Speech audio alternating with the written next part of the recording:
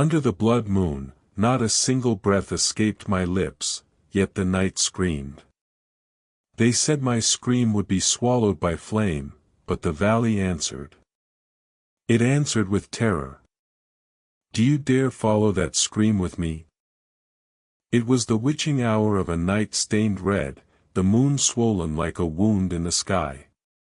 Midnight came cloaked in frost and shadow, plunging the small village of Dunwich Edge into silence.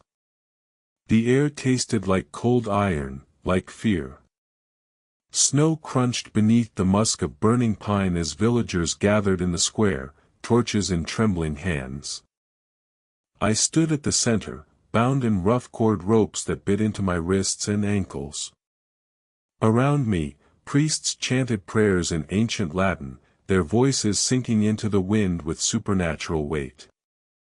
I stared up at the blood-tinged moon, feeling its heat even through the icy air. I did not weep for myself, I do not fear my death. But I feared what I had become. I was born in Dunwich Edge, the only daughter of the herbalist.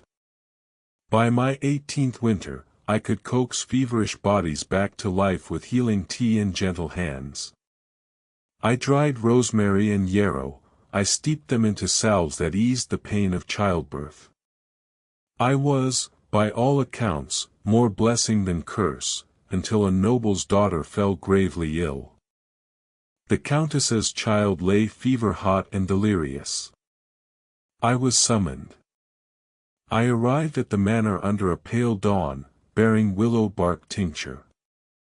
Every chamber was suffused with the stink of sickness. Candlelight trembled on white walls.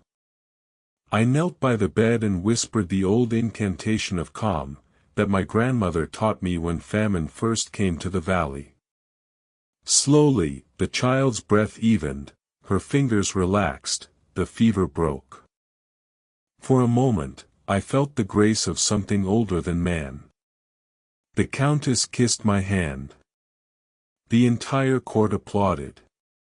Word spread, Isabella the Wise. So far, so hopeful. But hope and envy are sisters.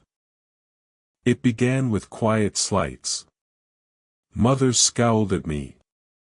Children shied away in the streets. Then came the whispers, witch-catchers, traitors to faith, women serving darkness. My face was pointed out in church. They found the yarrow and mugwort drying in my attic. They found an old grimoire hidden beneath loose floorboards, one I had no shame in owning, my grandmother's gift, but now it was proof of my treason. They didn't need evidence. They needed confession. Confession they would twist. Under torchlight in the square, I was accused of consorting with demons, drawing blood from newborns, riding on the wind like a spirit. The priest's eyes flamed with righteousness. He raised his cross as though it were a sword, and I did not step back, because I could not. They dragged me through cobbled streets as though I were a trophy. At every window, children stared. Their mothers grasped them tight. I recall the agony of my neck twisting, ropes cutting deeper, my feet dragging against hardened snow. The chant of the priest slid into my head like a curse. Confess, they cried. I opened my mouth and said nothing, because I had nothing to confess. Not to their gods, not to their fear. They tormented me, burned my hands with oil, jammed needles into my tongue. They tied me to the stake. They asked me again. I told them the truth, that I healed, not harmed. They lit the tinder. The sparks caught. Flames leapt. A ragged cheer went up. The wind howled, or maybe I screamed, I can't remember which. Flames licked at my dress, cords snapped like the bones of the helpless. That was my true agony, to watch them rejoice as I burned. Then, the blood moon reached its zenith. Red washed over the sky, it bled through the flames. And I screamed. This was no mortal cry, it fractured the world. The fire shrieked back at me. Logs cracked, roared, collapsing. Crows dove from the sky and died mid-wing, dark feathers raining blood. The village froze in terror. The moonlight ignited the snow in crimson shimmers. My scream echoed through every valley, every cave. The earth shook with it.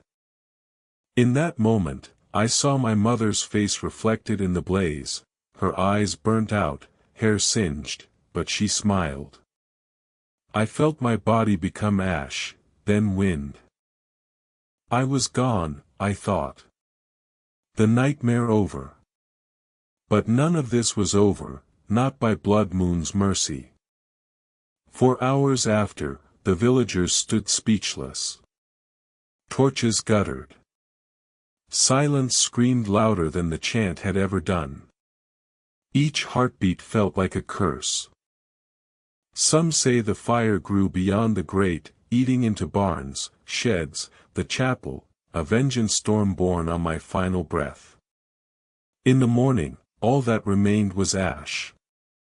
No bones. No bodies. Only snow stained red like fresh sacrifice. They said the witch was gone.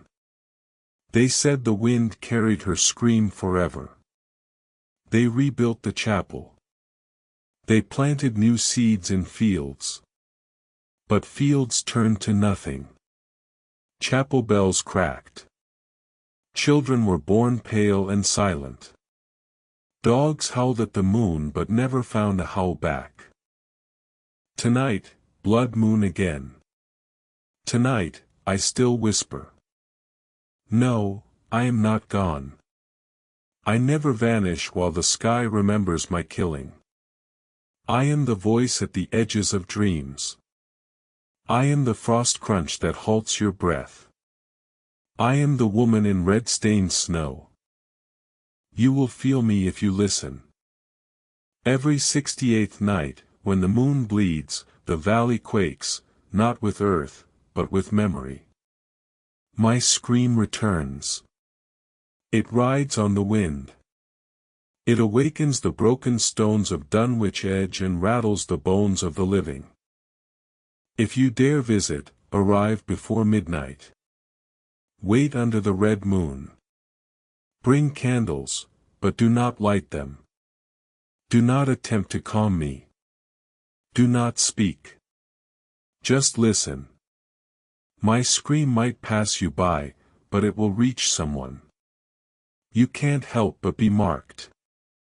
Marked by the truth, they burned me, but I wasn't afraid. They burned my body, but not my voice. They burned my soul, but not my power. This is my promise, as long as the blood moon glows, I will scream. Do you hear it yet? Somewhere in that crimson hush of night, a scream rides the wind. It is mine. It is the last witch's scream. It is a warning, or an invitation. Burnt bodies cannot speak, but I still speak. I still curse. I still wait. Burn the witch, they feared what they could never understand.